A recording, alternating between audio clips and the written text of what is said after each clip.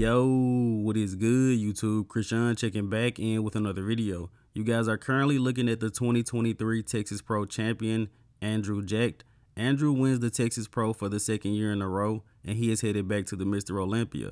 And based off what I saw in Texas, Andrew could be fighting for a top 5, top 6 spot this year. From the Arnold Classic to the Texas Pro, I think Andrew really improved on his density and mass in the upper body as well as his back. Also, Andrew's quads were more conditioned than ever. My only complaint outside of the typical hamstrings and glutes could be tighter, Andrew's quads were either a little bit down in size or a little bit flat in comparison to the Arnold Classic. But I'm pretty sure him, Chris Aceto, and Psycho Lewis will get that together by this year's Olympia. Congratulations again to the Mona Lisa. And let's talk about second place from the 2023 Texas Pro, and that would be Hunter Labrada. First and foremost, I want to give credit to Hunter Labrada and his coach Ben Chow. Hunter came into this show looking like his all-time best. I believe when Hunter came out at Texas, he looked better than he did at the Tampa Pro. But the only real critique I have for Hunter Labrada at the Texas Pro, outside of the typical pec tear and the midsection talk, Hunter was very watery on stage and was also losing control of his midsection. At points, Hunter Labrada was literally fully extending his stomach to breathe. But even with all of that going on, Hunter Labrada continued to fight against Andrew Jacked, and I can only respect him for that. This was a great showing for Hunter outside of him being watery on stage. Hopefully he shows up to the Mr. Olympia looking even better than this. And now that we have recapped the top 2 from the Texas Pro, let's take a look at the scorecards from the show. And I'm gonna let you guys know early, I'm about to go into a full-on rant. Taking a look at these scorecards, Andrew Jacked was over Hunter Labrada at prejudging and finals by just 1 point. Looking at these scorecards, you would think it was a very close show, and this show could have won either way. And my honest thoughts after carefully reviewing this scorecard, this is an embarrassment to the sport of bodybuilding. You're telling me that Andrew Jacked only beat Hunter Labrada by 1 point at prejudging and at finals.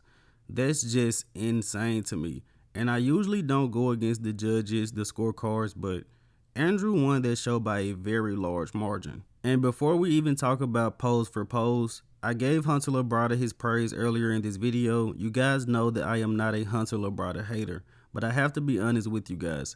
Hunter Labrada was sweating very, very bad on stage at the Texas Pro.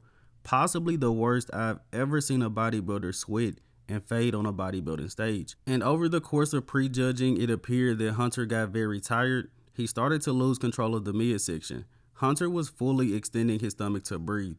And he was also next to Andrew Jacked, who was not sweating at all, standing there like a statue. But the scorecards from the Texas Pro are telling us that even though Hunter Labrada was literally melting on stage, he was only 1 point away from Andrew Jacked.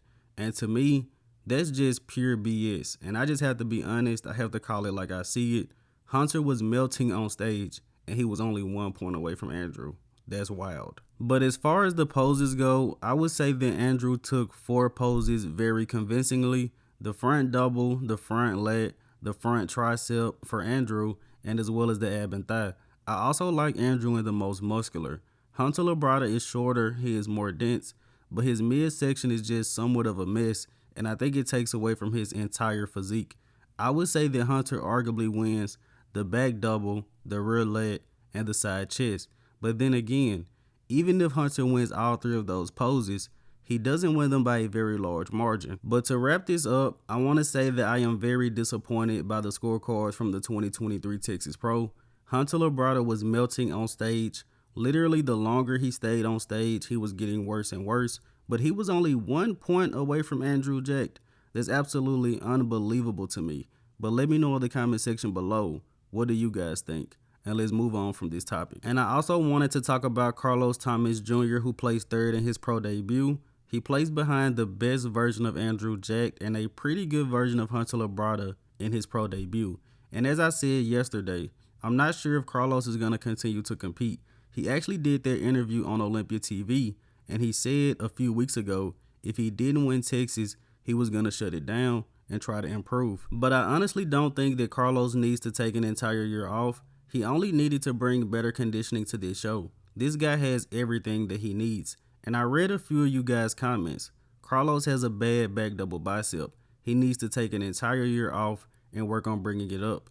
Just because a guy has one bad pose doesn't mean he needs a year off. Should Samson Dowda take a year off to work on his back double bicep? No. If Carlos comes in a little bit more conditioned, he will be headed to the Mr. Olympia. But from a health perspective, Carlos was prepping for New York and had to pull out, and then he went into a prep for Texas. I think he should go into a health phase following this show. Carlos is going to be competitive for many years to come. Now let's switch over to the winner of the 212 division, Keone Pearson.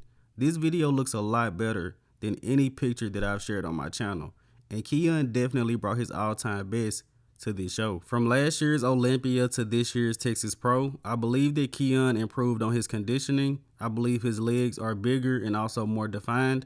And also, at the Mr. Olympia, Keone came in very good at prejudging, but he faded at finals. At the Texas Pro, Keone came in very good at prejudging and came in great for the finals.